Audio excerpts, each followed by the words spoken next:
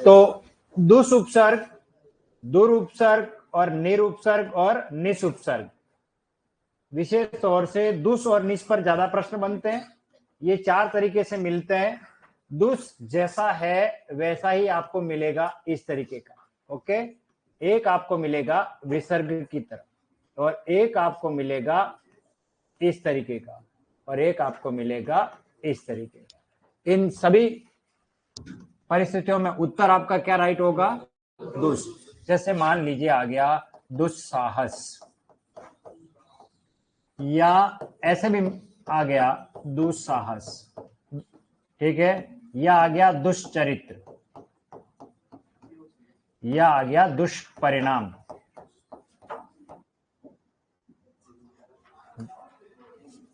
ठीक है, तो उपसर्ग कौन सा है इसमें? दुस।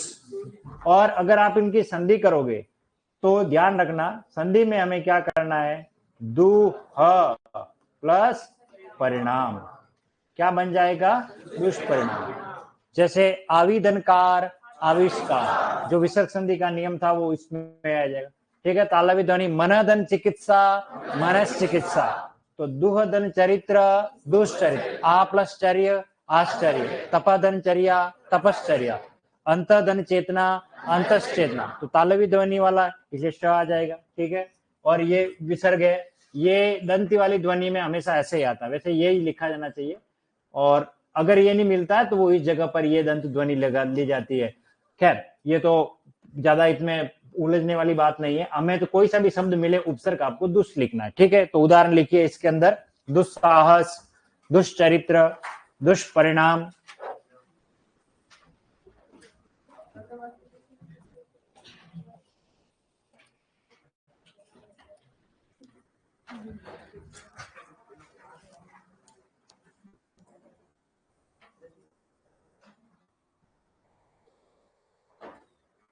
दुष्शासन, दुष्चरित्र, दुष्कर्म।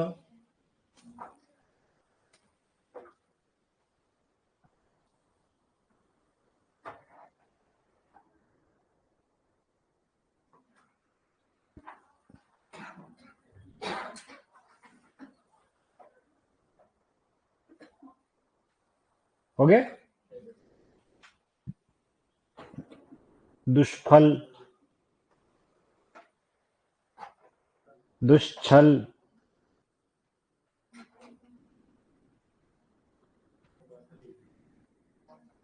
दुश्चिंता।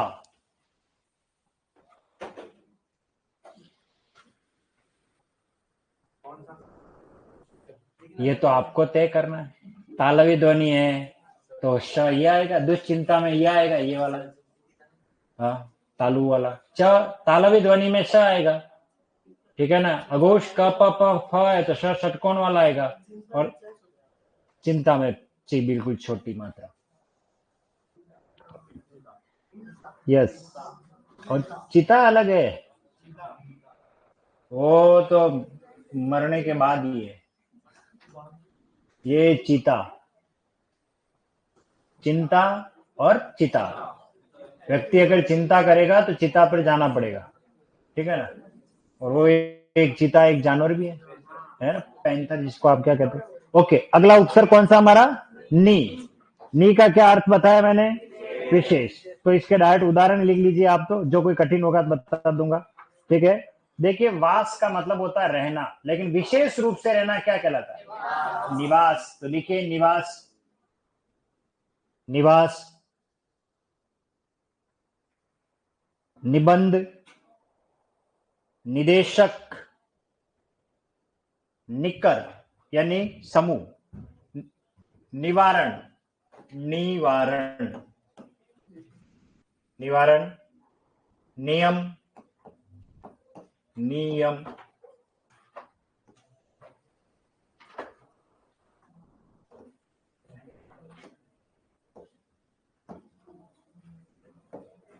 निधन आय क्या बनेगा? न्याय।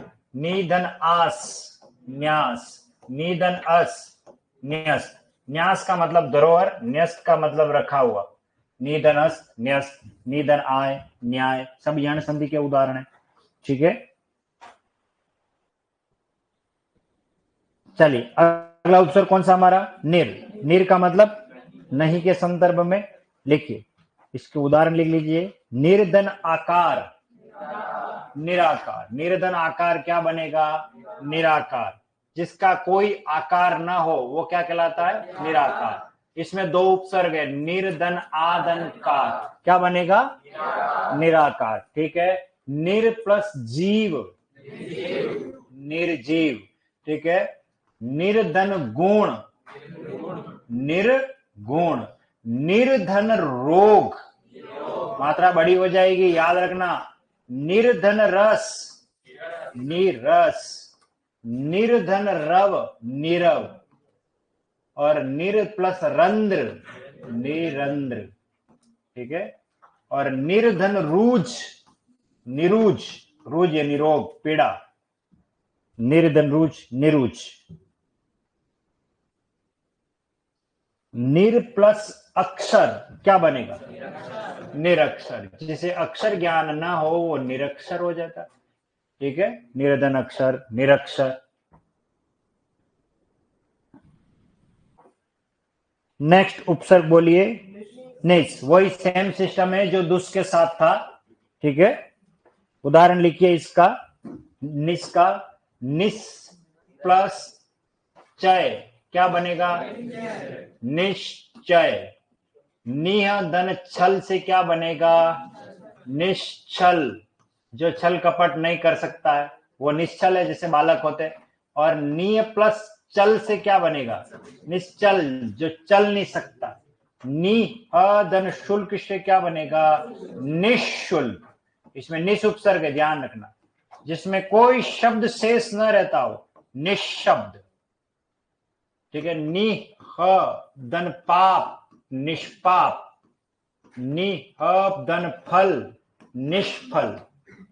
और नि धन पक्ष, निष्पक्ष। और नि धन संतान, निसंतान। इस तरीके का आएगा निसंतान, क्योंकि वो स है ना, तालव्य वाला नहीं है, दंती वाला। तो नि धन संतान, निसंतान।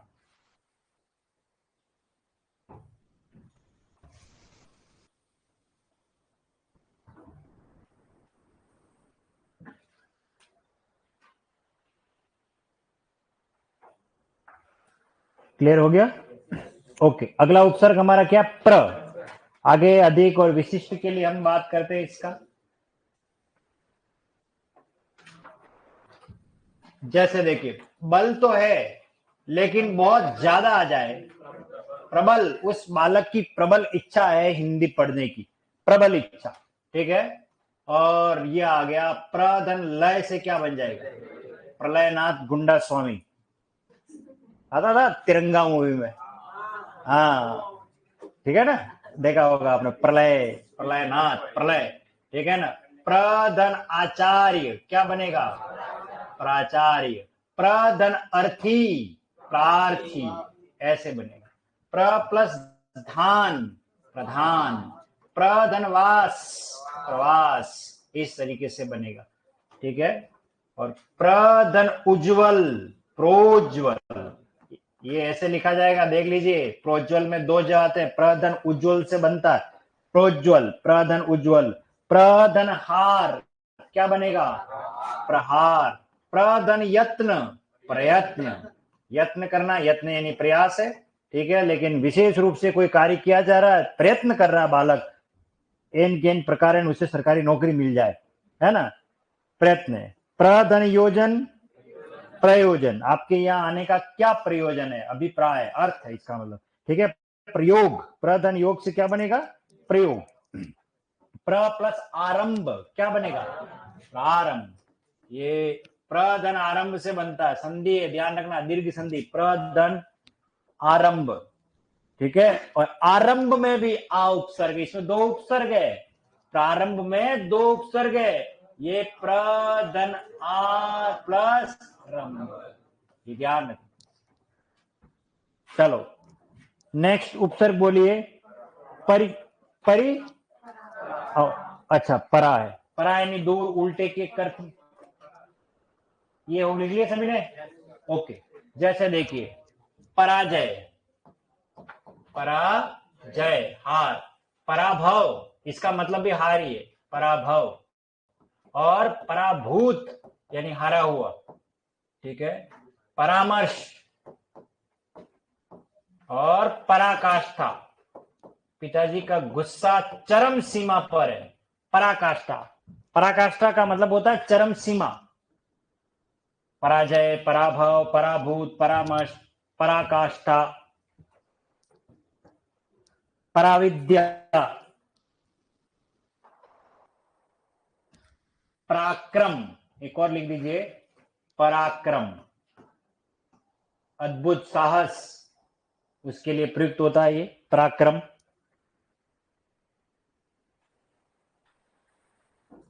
पराजय, पराभव, पराभूत, परामर्श, पराकाष्ठा, पराक्रम, लिख लिया। चलिए नेक्स्ट कौन है हमारा, परि, चारों ओर के संदर्भ में होता है, ठीक है, जैसे परिक्रमा, परि प्लस क्रमा से क्या बनेगा, परिक्रमा, और एक होता है परिक्रमण, और इसी के साथ एक और होता है परिभ्रमण, ये दोनों चलते हैं ज्योग्राफी में, हाँ, परिक्रमण और परिभ्रमण, ठीक है, परिधनवार से क्या बनेगा, परिवार, ठीक है, और परि प्लस यंत्र से क्या बनेगा, पर्यंत, परिधन अव्यवेक्षक, पर्यवेक्षक, इसमें दो उपसर्ग है, परिधन अवधन इक्षक, ये ध्यान रखना, परिधन आप्त, पर्याप्त, परिधन ईक्षा, परीक्षा, इस तरीके में री बड़ी हो जाएगी, ध्यान रखना, परि प्लस अटन, परिधन अटन, पर्यटन, पर्यटन, यण संधि में खूब उदाहरण पढ़ा है मैंने परि वाले, ये ध्यान रख लेना आप, ठीक है, परिवर्तन, परिकल्पना, परिश्रम, परिजन, कुछ शब्द मिलेंगे, खास तो यण संधि और दीर्घ संधि के जो उदाहरण है उस पर विशेष ध्यान रखना, परिधन ईक्षक क्या बन जाएगा, परीक्षक, तो इसमें भी परि उपसर्ग,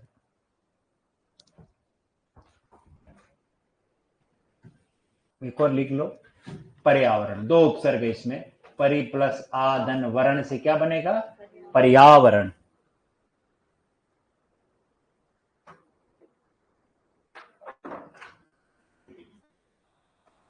नेक्स्ट प्रति, विपरीत के अर्थ में, भिन्न के अर्थ में, या रहित या अभाव के अर्थ में हम इसका प्रयोग करते हैं, ठीक है, जैसे देखिए, बालक प्रतिदिन अखबार पढ़ता है, प्रतिदिन, प्रतिकूल, इस तरीके से, प्रतिबिंब, ये सिंपल है जो आगे दिख रहे हैं, ये प्रतिबिंब, प्रतिनिधि,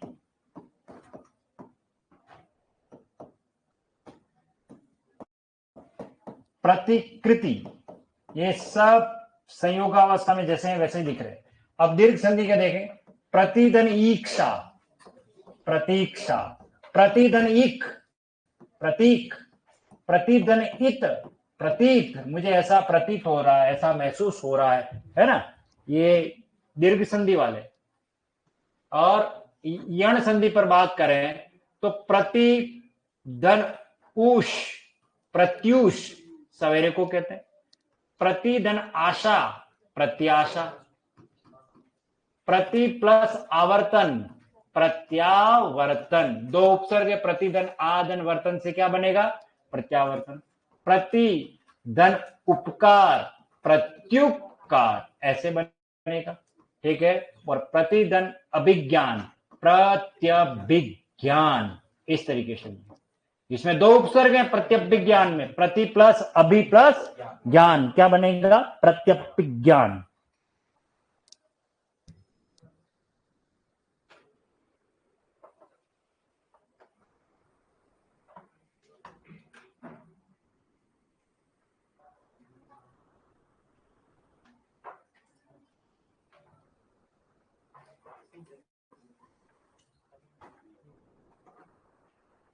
नेक्स्ट बोलिए, वी, विशेष, भिन्न या अभाव के रूप में इसका हम प्रयोग करेंगे, ठीक है, यह है विवाह, वाह का अर्थ होता है वहन करना, विशेष रूप से वहन करना जिंदगी भर के लिए, वो विवाह है। वियोग, विधन योग, विजन, विजन का अर्थ होता है एकांत, जन यानी लोग, वी यानी रहित, जन नहीं होते हो, कोई लोग नहीं रहते हो, उसे विजन कहते हैं। विजन यानी एकांत, जैसे शमशान घाट, वहां कोई नहीं रहता, ठीक है ना, वो विजन है। हाँ विजय, बिल्कुल, विजयनाथ दीनानाथ चौहान, विजय विहार, ये देखिए ये सारे सिंपल वाले। दीर्घ संधि में देखिए वीधन ईक्षक, वेक्षक, वीधन ईप्सा, विप्सा, ये ध्यान रखना है दीर्घ संधि से। अब यण संधि में देखो वीधन आस, व्यास, वीधन अर्थ, व्यर्थ, वीधन आधन करण, व्याकरण, दो उपसर्ग इसमें, वीधन आघात, व्याघात, ये ध्यान रखना, इसमें भी दो उपसर्ग है। और वीधन ऊह, व्यूह यानी विचारधारा के लिए प्रयुक्त किया जाता है, वो यानी विचार, ठीक है ना। वीधन अर्थ, व्यर्थ, वीधन आपक, व्यापक, ठीक है ना। बहुत सारे उदाहरण है, यण संधि में खूब पढ़ा है मैंने, ठीक है। सब में कौन सा उपसर्ग है? हाँ, दोनों अलग अलग श्रेणी में डाल दिए। संयोगावस्था में जैसे हैं वैसे के वैसे दीर्घ संधि रूप में, यण संधि के रूप में प्रयुक्त हो रहे हैं, ठीक है।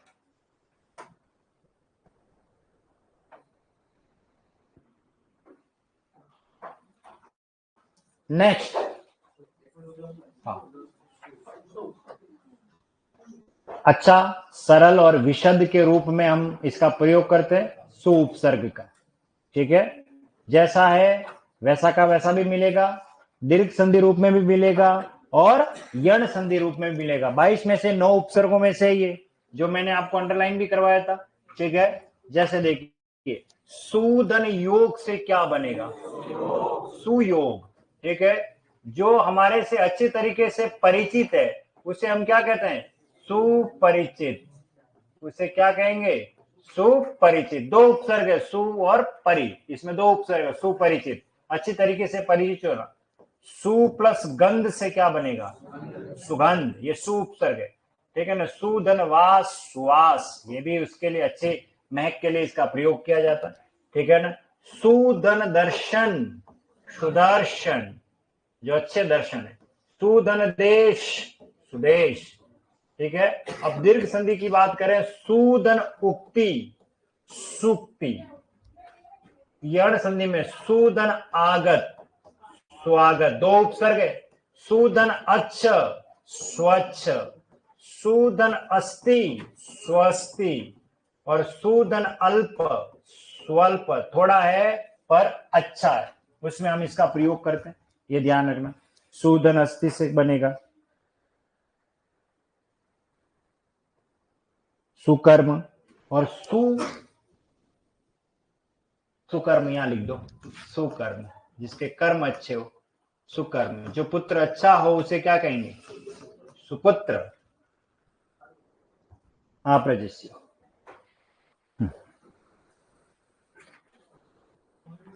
और एक सबसे खतरनाक, सबसे इंपॉर्टेंट, सुधन व्यवस्थित। इसमें कितने उपसर्ग थे? 3, सुधन, विधन, अवधन, स्थित, सुव्यवस्थित।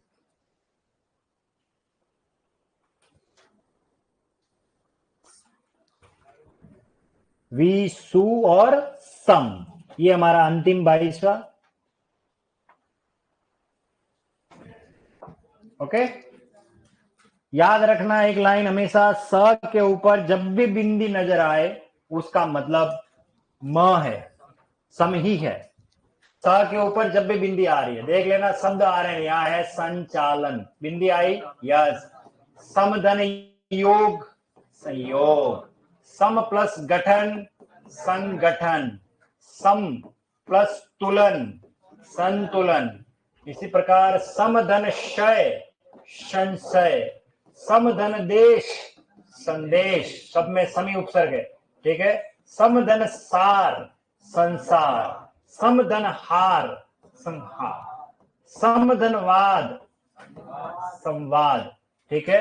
अब वे जिस पर स पर बिंदी नहीं है लेकिन म पूरा लिखा जाएगा, जैसे समधन आगम, समागम, ये क्यों है? ये स्वर की वजह से, तो इसमें दो उपसर्ग है, सम धन आ प्लस गम, समागम। इसी प्रकार समधन आचार क्या बनेगा, समाचार। समधन अर्थ से क्या बनेगा, समर्थ। ठीक है, समधन अर्थ क्या बनेगा, समर्थ। उसी प्रकार समधन अन्वय, समन्वय। इसमें दो उपसर्ग है, सम प्लस अनु प्लस अय, समन्वय। और सम प्लस अर्पण, समर्पण। समधन अर्पण, समर्पण, सब में सम है।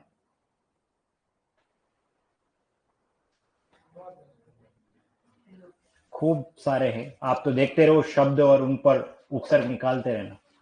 ये हो गए सारे आपके संस्कृत के 22 उपसर्ग। अभी तो आपके संस्कृत के 22 उपसर्ग हुए। हाँ, अब तो हम पढ़ेंगे हिंदी उपसर्ग। अब बहुत आसान है, सबसे मेन काम जो था वो इन 22 उपसर्गों पर थी मुझे बात करनी, और वो ये 22 उपसर्ग हैं, इनको अच्छी तरीके से आपको पढ़ना भी है। अब हम बात करेंगे हिंदी उपसर्ग। सेम पैटर्न लेकिन सिंगल पेज पर। सेम पैटर्न है, क्रम संख्या, उपसर्ग, अर्थ, उदाहरण। मुश्किल से 10-11 उपसर्ग है, ज्यादा नहीं है। और मुश्किल से उदाहरण एक उपसर्ग के 3-4 ही है, इसलिए एक पेज बहुत है, एक पेज आपके लिए पर्याप्त है। सेम, इसी के पीछे अगला पार्ट बना लीजिए और ऊपर हेडिंग डाल दो, हिंदी उपसर्ग, हिंदी उपसर्ग। ओके, और यहां तो लिख दो आपकी क्रम संख्या, यहां उपसर्ग, यहां अर्थ और यहां उदाहरण। एक पेज में आ जाएंगे, कोई ज्यादा नहीं है। ठीक है, उदाहरण, बस वही पैटर्न।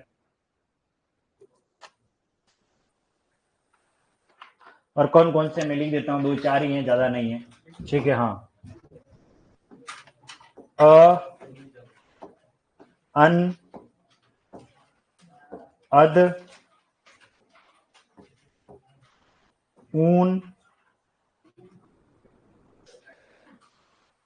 नी, बिन, भर, चौ, ती, दू, पर,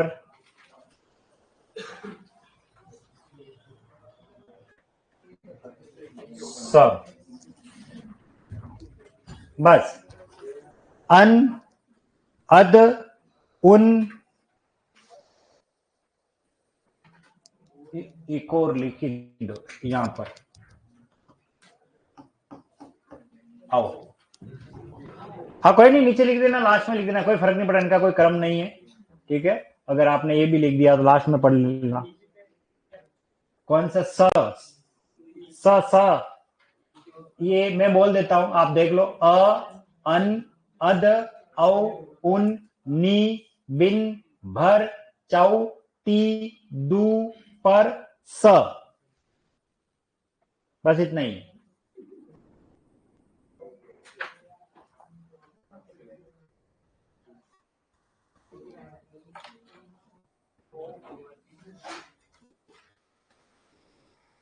देख लिया, ओ, दो मात्रा। भर, भर, भर, भारी भरकम,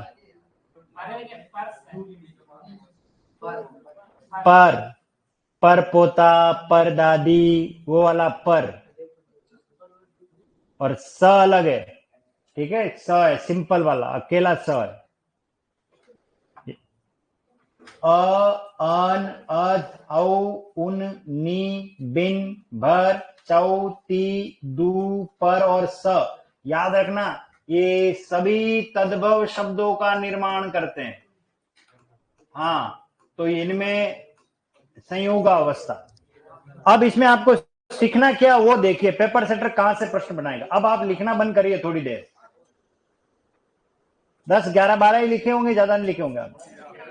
13, हाँ मैं कह रहा 12, 11, 13, 12, 14, 15 जो भी लिखे हो। ओके, इसमें आपको किस उपसर्ग पर विशेष ध्यान देना, पेपर सेटर कहां आपको फंसाएगा वो देखिए।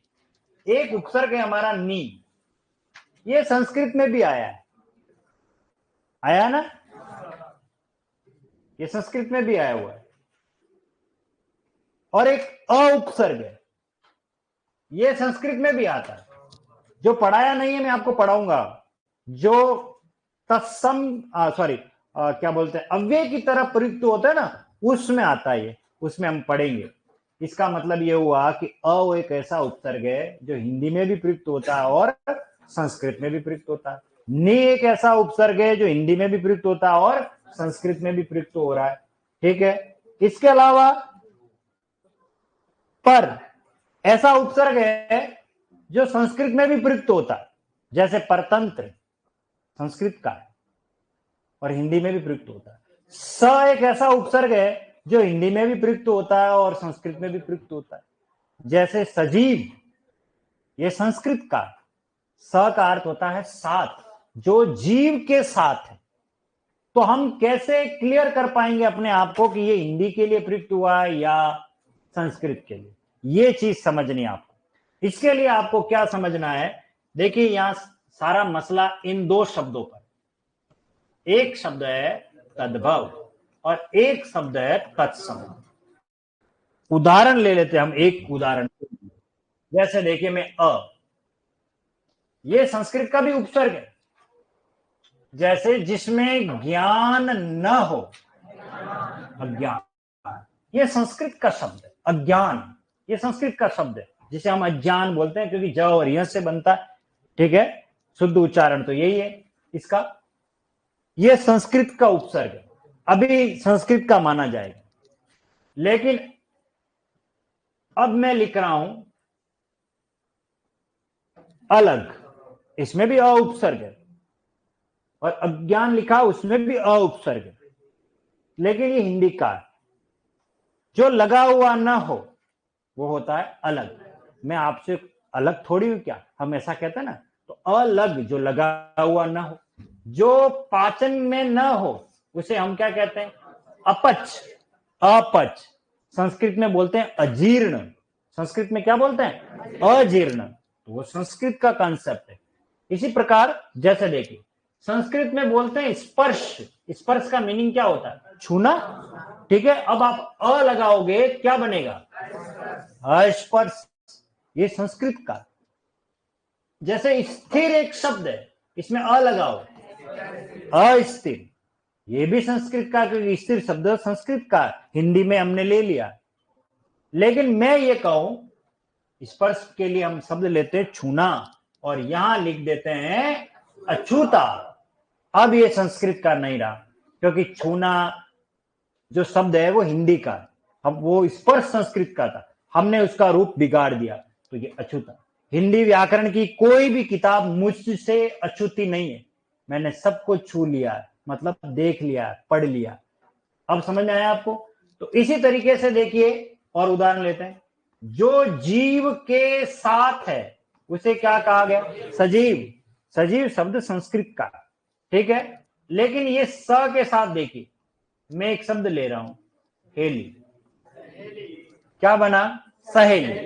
हेली एक शब्द है, हेली का अर्थ होता है साथ में खेलने वाली, हेली का अर्थ होता है साथ में खेलने वाली, जिसको आप सखा कहते हो, है ना, वो स्त्रीलिंग रूप है। मित्र होता है, तो लड़कियों की लड़की सहेली होती है, तो उसकी जो सहेली होती है उसी के लिए एक शब्द काम में लिया जाता है, हेली मतलब खेलने वाली। अब कहां खेलने वाली, साथ में खेलने वाली को क्या कहते हैं, सहेली, और साथ में खेलने वाले को,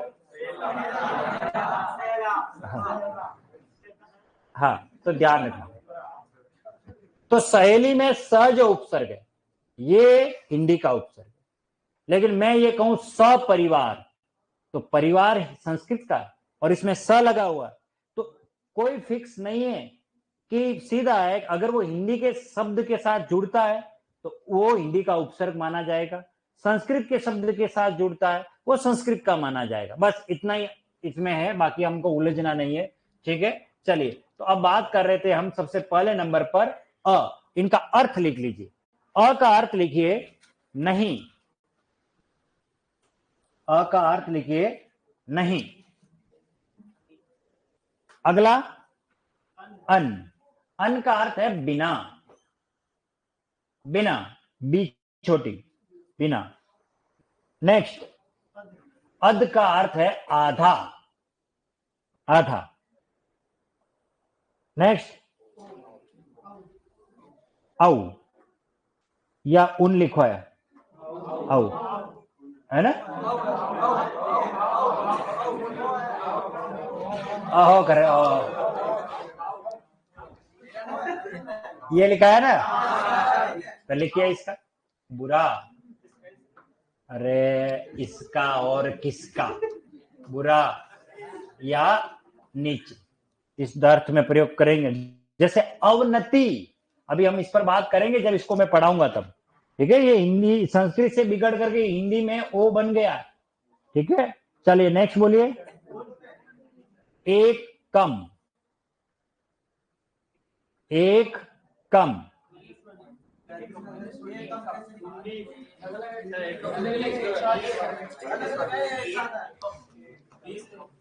एकम, बीज, तीज, सौत, पासम, सठ, आतम। अरे वेंडो, ये एकम नहीं है, ये एक कम, यूं कह रहा हूं, एक कम, ऐसा है क्या ये, एक कम। अब यार मुझे एक बात बताओ, 30 में एक कम, ये है, 40 में एक कम है, 39, 39 होता है, 39 नहीं होता। 40 में एक कम 39, 50 में एक कम 49, गुण 50, ओगण 50, 49, क्या क्या बोलते हैं, ये होता है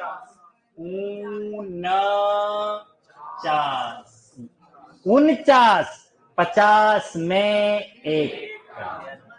अब समझ आ गया ये चीज। और चलो अगला, ऐसा ये तो मेरा इतने उदाहरण बताने लग गया, मैं तो अर्थ बता रहा था इस उपसर्ग का मतलब। नेक्स्ट बोलो, नी का अर्थ है विपरीत, नी का अर्थ है विपरीत। नेक्स्ट, निषेध, अभाव, निषेध कौमा अभाव, हाँ, अरे निषेध, प्रोहिबिटेड, अंग्रेजी आवे, निषेध, यहां थूकना मना है, वो निषेध पड़ा, वर्जित है।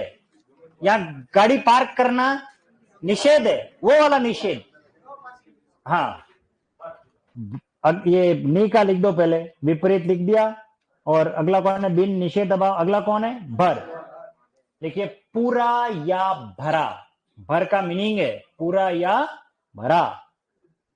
हाँ, नेक्स्ट, वो क्या कह रहे, चाउ, चाउ का मतलब होता है चार, चार, 4, 4। नेक्स्ट, ती का तीन, ती का मतलब तीन।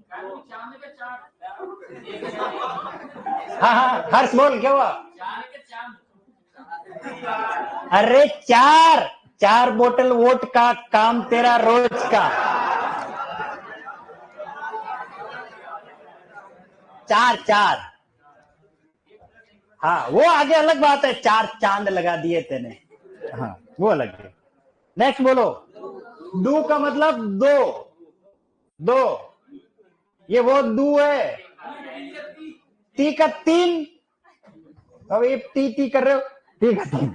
अगला बोलो, पर, दूसरा, पर का मतलब दूसरा, दूसरा मतलब अन्य, भिन्न, है ना, दूसरा।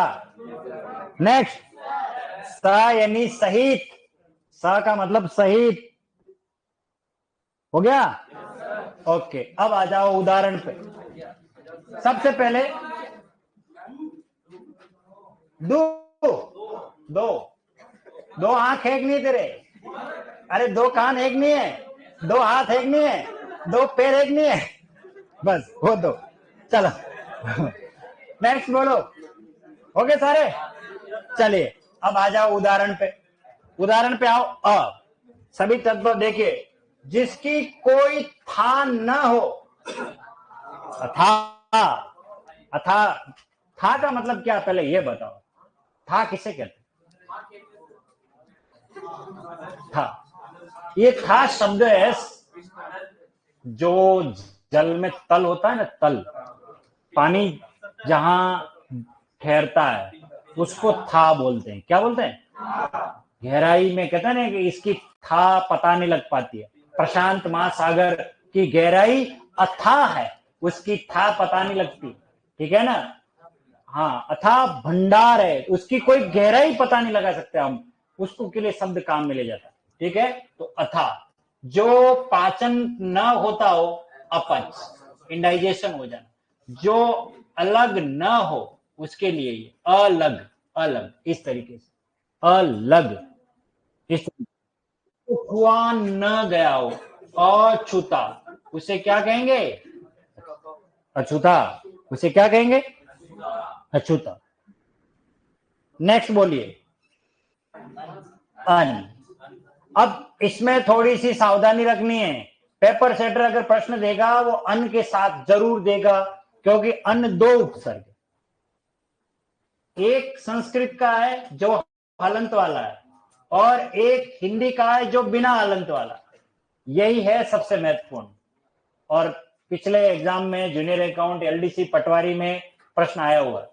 देखिए ये अन है, कैसे? देखिए, जो उत्तीर्ण न हो, अन उत्तीर्ण, ये हम पढ़ेंगे बाद में संस्कृत में।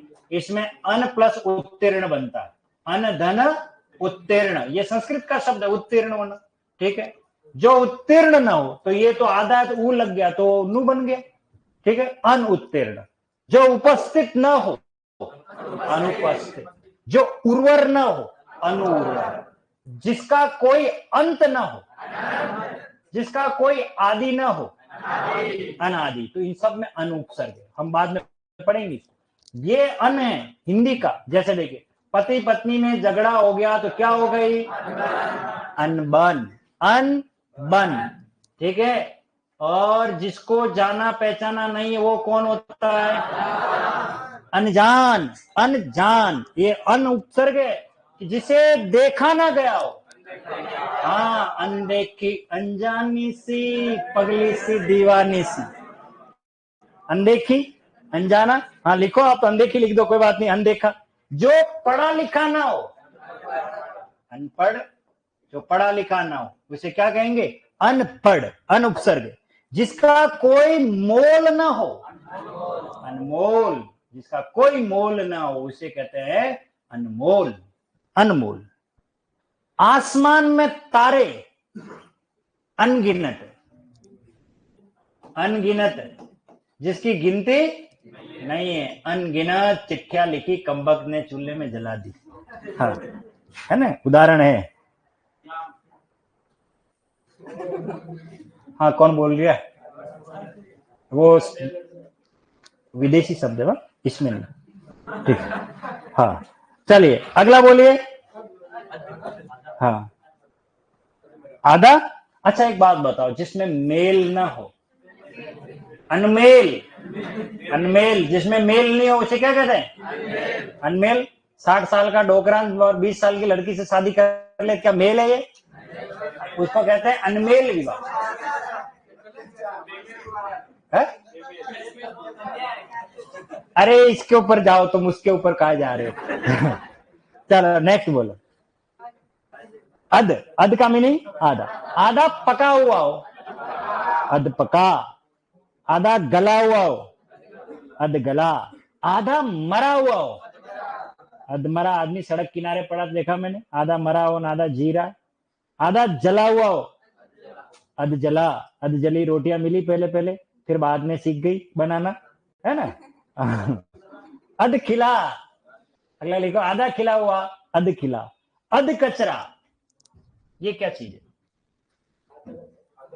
हाँ, ये तो यही कहोगे अब, हाँ आधा कचरा, पर है क्या ये अध कचरा? अंकित बताओ, अध कचरा क्या होता है? हाँ बताओ ना, अध कचरा क्या होता है? कभी सुना? नहीं सुना? कचरा से हंगामा। देखो क्या है अध कचरा, और कौन आप में से कौन बताएगा? आधा अधूरा। हाँ। देखो अध कचरा, मेरे हिसाब से हर घर में ये शब्द कभी न कभी किसी न किसी रूप में प्रयोग में तो नहीं लेते हैं, लेकिन इससे संबंधित घटना जरूर घटती होगी, अध कचरा। और ये घटना कैसे घटती है इसको थोड़ा समझाता हूं, ताकि इस शब्द की व्याख्या सही समझ में आ जाएगी। अध कचरा कंसेप्ट क्या है? अध कचरा का मतलब आधा साफ है और आधा गंदा है, इसका मीनिंग ऐसा है, ठीक है ना? तो देखिए आप लोग तो यहाँ आ जाते हो, लेकिन जब कभी आप घर पे रहे होंगे, जब आपकी मम्मी आपके लिए खाना बनाती होगी, आपको भेजती है विद्यालय में टिफिन तैयार करके, आपके पिताजी को भी वो टिफिन भेजती है, मतलब खाना तैयार करके, वो अकेली घर पे रहती है, माँ हो सिस्टर हो जो भी हमारे घर में रहता है, वो घर को जो गृहिणी होती है, उसकी क्या जिम्मेदारी रहती है? जब लोग चले जाते हैं उसके बाद जो बचा हुआ जितना काम है उसको, वो आप लोग काम कर रहे हो, पढ़ाई कर रहे हो, पिताजी की नौकरी कर रहे हैं, वो काम कर रहे हैं, वो घर का काम करती है, वो घर का काम करती है, तो उसके दिमाग में बार बार एक ही नजर जाती है कि बाहर कोई आया तो नहीं है, क्योंकि हम जब अंदर काम कर रहे होते हैं डोरबेल की कई बार आवाज कानों में आती है, कई बार नहीं आती। तो हमारा एक कमरा होता है जो सबसे आगे वाला होता है, वो सीसीटीवी कैमरे का काम करता है। तो महिलाएं अक्सर क्या करती है, वो उस कमरे में बैठ के ज्यादातर काम करती है और नजरें खिड़की के बाहर ही रहती है। अच्छा दूध वाला आया है, अच्छा सब्जी वाला आया है, अच्छा अखबार वाला आया है, वो नजर रहती है, अच्छा ये कौन है यार, पहले तो नहीं आया था, इतनी देर हो गई है, कहाँ जा रहा है? तो वो ऑब्जर्वेशन उनका यही रहता। और बाहर ऊपर छत में कपड़े हुए होंगे, तुरंत ले आएगी, उसी सोफे पे रखेगी, बैठे बैठे समेटती रहेगी। लेकिन बाहर अगर लड़ाई हो गई है तो सोफा नहीं छोड़ना है, वहीं रह करके सारी घटना का लाइव टेलीकास्ट देखना। कहीं मटर छिल रही है, कहीं कुछ काम कर रही है, अचानक कोई मेहमान आ गए, अब क्या करें? तो तुरंत वो कपड़ों का ढेर और ये भरा, और अंदर वाले कमरे में वार्डरोब में ठूसा, अभी टाइम नहीं है उनको समेटने का, और प्रेस ठूसा और सोफा एकदम क्लियर कर दिया। और फिर वो मेहमान आए, बैठे सोफे पे, इधर उधर देखता, अरे और घर तो बड़ा चोखो है, एकदम बढ़िया बनाया। अरे फिर वो थोड़ा अंदर कमरे में भी देखा, अच्छा वार्डरोब बना रखी है, यस। और जैसे ही वार्डरोब खोले, दर दर दर दर सब कपड़े ऊपर पड़े। बाहर तो सफाई है लेकिन अंदर कचरा, ये स्थिति। अच्छा ईमानदारी से बताओ, कभी ऐसा हुआ आपके साथ, कोई अचानक कोई घर पे आ गया हो? मैं आपको एक वाक्य सुनाता हूं मेरे मामा जी का। वो उदयपुर जिला के खेल अधिकारी से रिटायर्ड हुए, अभी उदयपुर जिला खेल अधिकारी से रिटायर्ड हुए। और उन्होंने मुझे उनके कॉलेज लाइफ का एक वाक्य सुनाया था। वाक्य ये था कि वो किराए रहते थे, पता किराए वालों की बहुत झंझट होती, बहुत सारी शर्त होती, ऐसा नहीं करोगे, ज्यादा दोस्त नहीं आएंगे, ऐसे लाइटें ज्यादा देर तक नहीं जलानी है, ऐसे मतलब उनके ये था कि बिजली का दुरुपयोग नहीं करना है, पानी का दुरुपयोग नहीं करना है। तो आपको पता है हीटर पे भी खाना बनता है, हीटर पे, है ना? तो वो हीटर लाए, क्या लाए? और हीटर पे दो चार दोस्त मिलते और खाना बनाते थे, रोटियों की ये थप्पी लगती, और जब दो चार होते हैं तो रोटियों की थप्पी भी कम पड़ जाती, खाते ही रहते, पता ही नहीं पड़ता, दिन भर थके रहते, कॉलेज से आते, ठीक है। और रोटियां बनाई, उन्होंने रोटियां बनाई, कितने टाइम तक वो हीटर पे काम कर रहे थे, लेकिन उस दुकान सॉरी क्या बोलते हैं, मकान मालिक को पता भी नहीं था। अचानक क्या हुआ, डोर बजा और मकान मालिक आ गया, और इधर हीटर ऑन, और ऊपर रोटियां बन के कंप्लीट हो चुकी थी, लेकिन हीटर तो लग रहा था, गर्म होता है, तार होता है उसके अंदर, तो यार ये तो आ गया, अब ये देख लेगा तो अपने शामत आ जाएगी। तो तुरंत एक दोस्त ने आओ देखना था, एक कंबल पड़ी थी, कंबल, अरे ढक तो इसको, और वो ढक देता। अब वो धीरे धीरे हीटर तो आग, कंबल तो ऊनी होती है, तुरंत आग पकड़ती है, फिर हल्का हल्का सा धुआं निकलता। तुम सिगरेट पीते हो? कौन पीता है तुम में से बताओ? अरे नहीं नहीं, हम तो बिल्कुल सात्विक है। फिर धीरे धीरे धीरे धुआं ज्यादा करने लगता है। अच्छा अच्छा, फिर जैसे धुआं बहुत ज्यादा होता है तो फिर पता लगता है कि उस कंबल के चारों तरफ चांद ही चांद बन गए, गोल गोल गोल पूरे समेट के रखी हुई थी। और फिर पता पड़ गया उनको कि तुम ये ऐसे चोरी छिपे हीटर लग चला जाओ, फिर कब से लाए हो, जब से आए हो तब से हीटर का बिल जोड़ूंगा। तो होता है। तो इस तरीके से कुछ लोग क्या करते हैं कि अपने को छुपाने की कोशिश करते हैं, लेकिन कभी कभी पकड़ में आ ही जाते हैं, ठीक है ना। तो वो अधकचरा सा स्थिति ऐसी होती है जब हमारे सामने भी आती है, उनके सामने भी आ गई, जैसे ही कोई गेस्ट आ गया, होता है कई बार। तो आपके जीवन में भी कभी कभी ये वाक्य हुआ होगा। चलिए नेक्स्ट बोलिए, अगला आओ। ओके, चलिए देखिए, इसको समझ लीजिए। ये संस्कृत का उपसर्ग है, आओ समझ लीजिए इसको। और हिंदी में अब ओ बन गया और ये बन गया अवतार। हम हिंदी में अवतार बोलते हैं, ठीक है। बहुत सारे कबीर के दोहों में इस तरीके से भगवान अवतार लेते हैं, वो अवतार लेते नहीं कहते। इसी प्रकार अवसर को क्या कहते हैं, अवसर। क्या कहते हैं, अवसर। अवसर है इसमें मूल तो, लेकिन उसको अवसर कहते हैं। तो लिखिए इसके उदाहरण, अवतार। अवगुण, अवगुण है वो अवगुण बन गया, अवतार। अवसर, औगड़ वो नहीं है, औजार तो अरबी फारसी शब्द है, हम तो हिंदी की बात कर रहे हैं। खेती बाड़ी में कावे लेते मिलते हो, औजार है ये, औजार नहीं है ये, आप ये बिल्कुल नहीं है, ठीक है। औरत में भी नहीं है, हाँ, और आप तो शब्द फेंको, मैं बताऊंगा, ठीक है ना। तो ये आ रहा है, ये जब लिखो, ये है औगड़। औगड़ बाबा, अघोरी, औगड़ नहीं होते शमशान में, वो राख लपेट कर चलते हैं, औगड़ उसको कहा जाता है, औगड़। औलाद में नहीं है, हाँ, औलाद, औलाद वो अरबी फारसी शब्द है, हिंदी की बात कर रहा हूं, हिंदी के शब्द की बात कर रहा हूं। चलो नेक्स्ट बोलिए, उन। उन तो लिखिए, उन 20 में एक कम, 19। 19, 20 में एक कम, 30 में एक कम, 29, 40 में एक कम, 39, 39, 50 में एक कम, 49, 60 में एक कम, 59, 59 नहीं, 59। सठ, सठ का मतलब ही होता है मूर्ख। सठ का मतलब जिसकी बुद्धि सठिया जाती, इसलिए सरकार कहती है 60 साल में रिटायर हो जाओ। हाँ, सठिया गया है ताऊ, 59, ठीक है ना। और 70 में एक कम, 69, 70 आएगा, 70 नहीं आएगा, 69, 72, 73 सिंह, 74 सिंह, खिलाड़ी 786, है ना।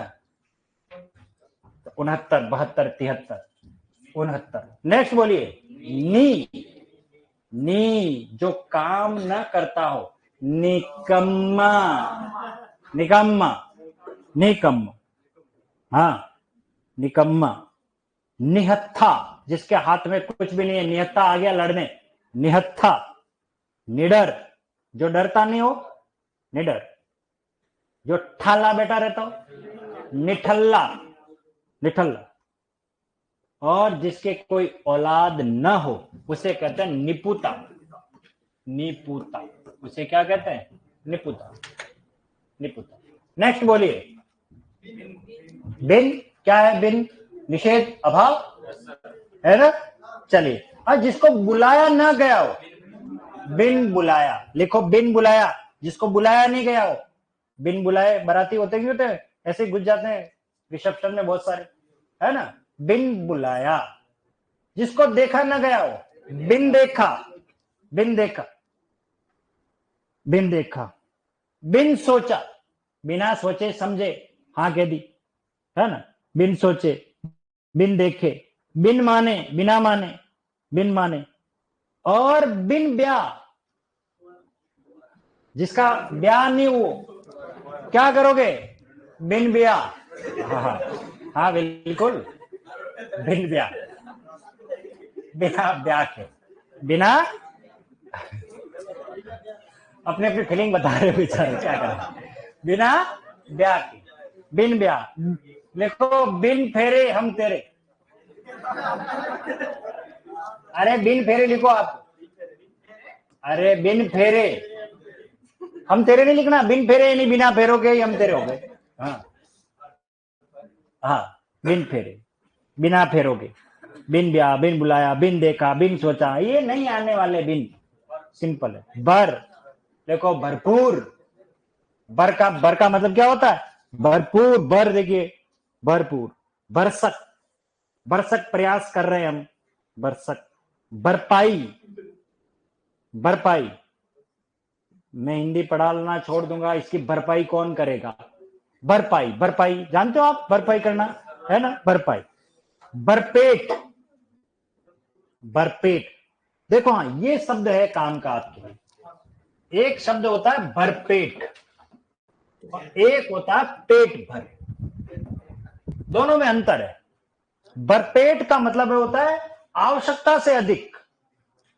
मंत्री जी की लड़की की शादी है, भरपेट खाना मिलेगा, घूमते रहो थाली लेके, वर्ल्ड कप लेकर के, है ना, लाइन में लगते रहो और खाते रहो, भरपेट। और कोई ये कि भाई कितना कमा लेते हो? बस पेट भर मिल जाए उतना कमा लेता हूं, आवश्यकता के अनुरूप, अनुसार। तो इतना अंतर हो गया देखो, भर पेट और पेट भर। बात समझ में आ गई? तो यहां हमें लिखना है भरपेट, भर उपसर्ग है तो भरपेट। भरकम, हाँ भरकम, क्या होता है ये भरकम? तगारी में कम भर यूं, भरकम, कम भर। मजदूर को कह रहा है, लेबर कह रही है कोई, ए भरकम, भरकम मेरे माथे में नहीं तोका जा रहा, भरकम, भरकम, अरे भरकम, भरकम। ऐसा नहीं है भरकम। भरकम का मतलब होता है बहुत वजनदार, भारी के लिए। हम कई बार प्रयोग करते हैं ना, भारी भरकम, अरे भारी भरकम। ये इससे मुझे बात याद आ गई। टाइम हो गया, हो गया। कल कल कल वो टाइम हो गया, ये पूरा पढ़ लेते हैं फिर। हाँ, पर याद दिलाना। आप बरमार लिखिए, बरमार, बेरोजगारों की बरमार है यहाँ। जिधर बाटा फेंकोगे एग्रीकल्चर सुपरवाइजर के माथे पड़ता है। इतने सारे तैयारी करने वाले हो गए, भरमार है बेरोजगारों की, भरमार। तो भरपूर, भरसक, भरपाई, भरपेट, भरकम, भरमार। अगला कौन है? चौ। चौ का मतलब चार, जैसे चौमासा, चार मासों का समूह, चौमासा। चौराहा, चार राहों का संगम, चौराहा। चौकोर, चार कोनों वाला, चौकोर। चौरंगी, चार रंग वाला, चौरंगी। चौमुखा, चार मुख वाला, चौमुखा देवी का मंदिर, चौमुखा। चौपाया, चार पैर वाला।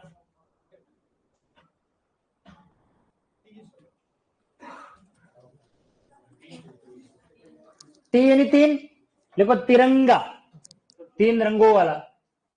चौकन्ना भी होता है, चार कान वाला, चौकन्ना, ठीक है। तिरंगा। तिकोना, तीन कोनों वाला, तिकोना।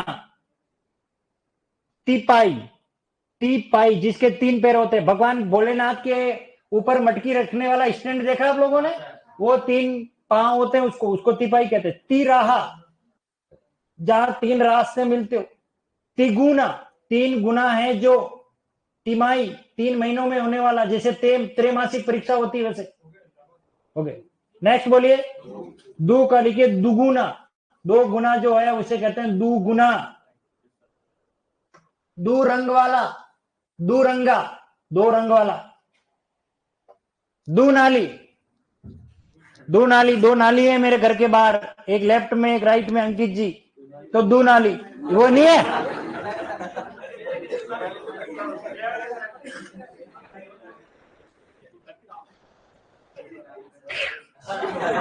ये दो नाल वाली जो बंदूक होती है ना, है रियल में दो, उसको कहते हैं दो नाली। दो नाली, यानी एक इधर है इधर नाली है, हाँ दो नाली। अगला लिखिए, आगे लिखिए।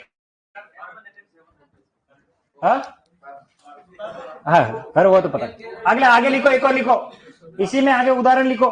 दुलत्ती, दुलत्ती, दुलत्ती, अरे दुलत्ती, दो लात पीछे से पड़ गई ना, वो दुलत्ती है। गाय की कितनी लात होती है?